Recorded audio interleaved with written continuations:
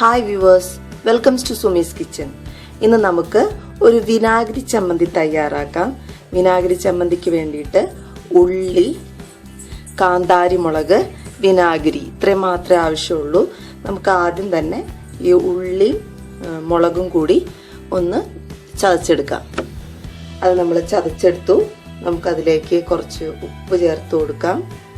അതിനുശേഷം ഒരൽപ്പം വിനാഗിരി, ഇനി നമുക്ക് ഒരൽപ്പം വെളിച്ചെണ്ണയും ചേർത്ത് കൊടുക്കാം. ഒരു സ്പൂൺ വെളിച്ചെണ്ണ മതിയാവും.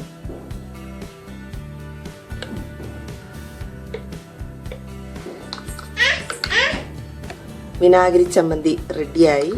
ഇത് കൊളസ്ട്രോളൊക്കെ കുറയ്ക്കാൻ വളരെ ഉത്തമമാണെന്നാണ് പറയണത്. കാന്താരി വിനാഗിരിയും കൂടി ചേരുമ്പോൾ എല്ലാവരും കഞ്ഞിക്ക് വേണ്ടി ഒന്ന് തയ്യാറാക്കി നോക്കുക. Thank you viewers.